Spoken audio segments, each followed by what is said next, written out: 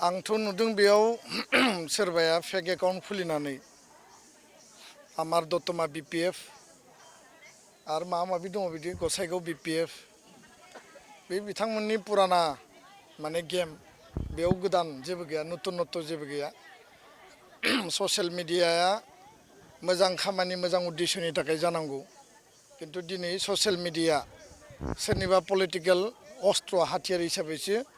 Use जागासिनो दङ आरो बेखायनो समाजारि बिजोङाव माने ससियेल मिडियायाव एनडिएनो भट होनांगौ होननानै जि मोनसे भुवा प्रपागान्डा खालामदों बेखौ रायजोआ रावबो बुजियै गैया। आङो UPPLनि केन्डिडेट ट्रेक्टरनि सावगारियाव बयबो रायजो राजा उदालगुरिनि प्राय 10,000 इयुथआ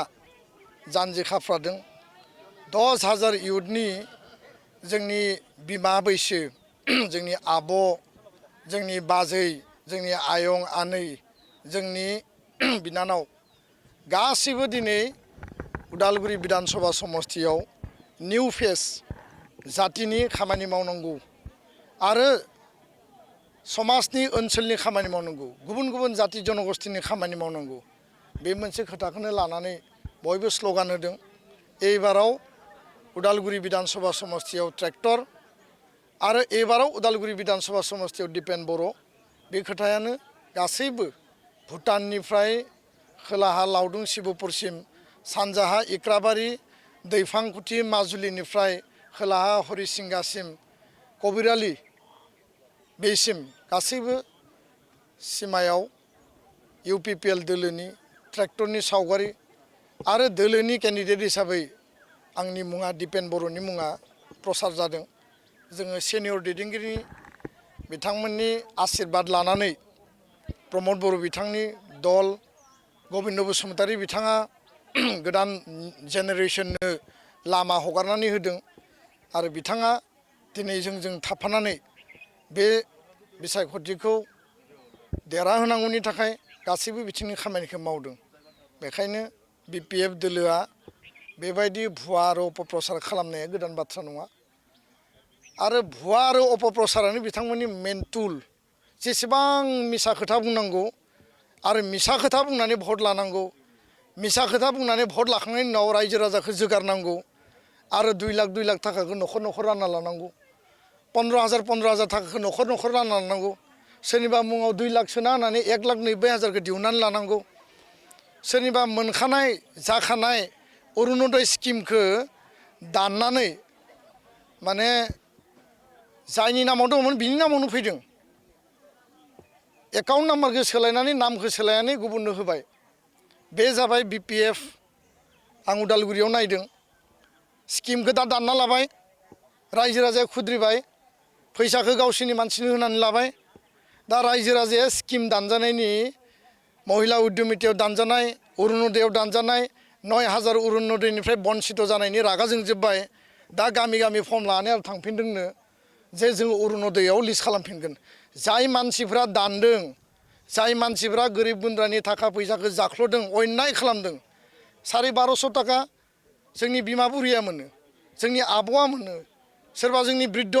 महिलाया मोनो सोरबा बिधवा महिलाया मोनो 1250 थाखाखौ जोंनि सोरबा आयं आनैया मोनो अन्याय भाबै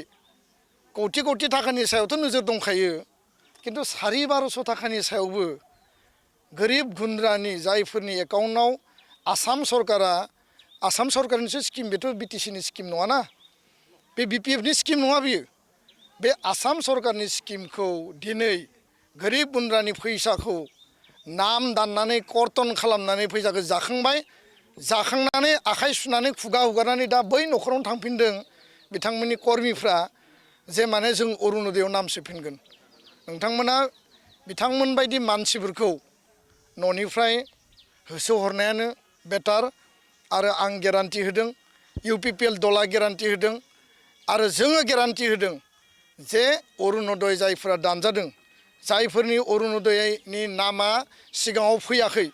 गोदानै जोङो 7,000 अरुणोदय लिस्ट खालामनो थाखाय गोदानै सेल्फ हेल्प ग्रुप 7,000 गोदानै लिस्ट खालामनो थाखाय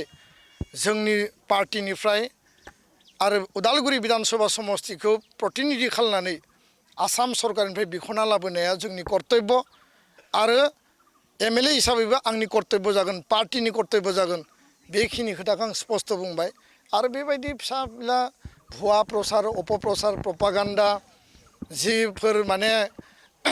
केम्पेइन खालामदों बेफोरो जोंनि डिटारमिनेसन रायजो राजाया जोंनि सायाव जि आत्मबिश्वास बेखौ मालाबाबो फेलें खालामनो हाया रायजो राजाया बुजिदों सासे मानसियानो 20 बोसोर एमएलए जागोन सासे मानसियानो 10 बोसोर खेबनै खेबनै मन्त्रि जागोन सासे मानसिया डिपुटि चिफ जाबाय एमसिएलए दारायनानै बे मानसि आरो एमएलए जाफिनगोन बिथाङा डिपुटि चिफआवनो थानांगौ होननानै रायजो राजानि मोनसे केम्पेइन सोलिगासिनो दङ रिहन दैमारिया डिपुटि चिफआवनो था जोङो बिथांनो भट होबाय बिथाङा डिपुटि चिफनि दायित्व मोनबाय मानो एसां लुभिया जानांगौ होननानै बुंदों मानो एसां लब क्षमतानि थाखाय मानो बारम्बार माने मोनसे मोनखांबा आरो मोनसे लुबैयो मोनसे मोनखांबा आरो मोनसे लुबैयो गुबुननो जोङो लामा हगारनो मानो हाया दा बेखायनो रायजो राजानि मतामतआ बेनो एन्टायार उदालगुरि समष्टियाव जाय जेखि हिसाब निकास खालाया मानो सोरखौबा हमनानै फैसा होना बायखांदों जोंनि पार्टियाव फैनाय मानसिफोरखौ हमै 20,000 50,000 2 लाख होनानै बायदों जायफोरा बायजादों जायफोरा बिक्रि थांदों आं बिथांमोनखौ बुंनो नागिरो नोंथांमोननि भबिष्यत नोंथांमोननि जिबननि दामा मात्र 50,000 10,000 5,000 2 लाखल' नामा नोंथांमोना जिबनाव साख्रि मावनो हानाय क्षमता दङ नोंथांमोना जिउआव गोबां गिदिर गिदिर खामानि मावनो हानाय क्षमता दङ किन्तु इलेक्शननि बोथोराव मानो बायखांजानांगौ बे बिराद दुखुनांथाव आरो बेखायनो एन्टायार उदालगुरिया दिनै UPPL एन्टायार उदालगुरिया दिनै ट्रेक्टर प्रमद बर'नि दैदेननाय नमिनेटेड केन्डिडेट दिपेन बर'नि फेभाराव एन्टायार उदालगुरिया दङ आङो साफ्रोमबो रायजो राजाखौ खावलायगोन जाति जनगोष्ठीखौ खावलायगोन उदालगुरियाव एबाराव नो एक्सकिउज जेनजि 10,000 जेनजिया समष्टि परिवर्तन खालामगोन समष्टिनि जौगानायनि थाखाय खामानि मावगोन मेडिकेल कलेज इन्जिनियारिं कलेज जोंहा नार्सिं कलेज पलिटेकनिक इउनिभार्सिटिनि थाखाय जों बयबो भट होगोन रायजो राजानि अरुनदय दानजानायनि बिद्र'आव रायजो राजानि अरुनदय दानजानायनि माने रिभेन्सखौ एबाराव लानानै BPF दोलोखौ फेजेननानै UPPL दोलोनि बिजाथिखौ देरहासार होगोन बे खाथां आरो बेखायनो आं बुंबाय जे बयबो जोंनि जायफोरा संग्रामि दैदेनगिरिफोर दंमोन भलन्टियार फर्सनियानो जा बारग' एबसुनि दैदेनगिरियानो जा आथिखालनि एबसुनि मावथि बिबानगिरिफ्रानो जा जोंहा XNDB माने RD ग्रुप माने P माने ग्रुप जोंहा गबिन्द दा दैदेननाय धीरेन ग्रुपआनो जा जोंहा S ग्रुपआनो जा दा XBLT जायफोरा दङ दिनै बिथांमोननि दुखु दाहा बेदनाफोरखौ जों बुजियो संग्रामि सुबुं हिसाबै आरो NLFBनियानो जा बयबो इउनाइटेडलि बुंदों जे संग्रामि दैदेनगिरि मावथि जोङो बयबो इउनाइटेड आरो बेनि इउनिटियानो बेनो जे एबाराव जातीय धाराजों जातीय चेतनाजों जातीय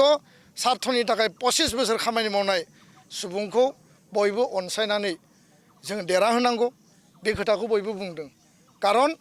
BLTनोबो 2005 आव बर' रायजो राजाया सुबिदा होदों BTR बासि रायजो राजाया सुबिदा होदों NDPनोबो 2020 आव सन्मान होनानै मर्यादा होनानै देरहाहोदों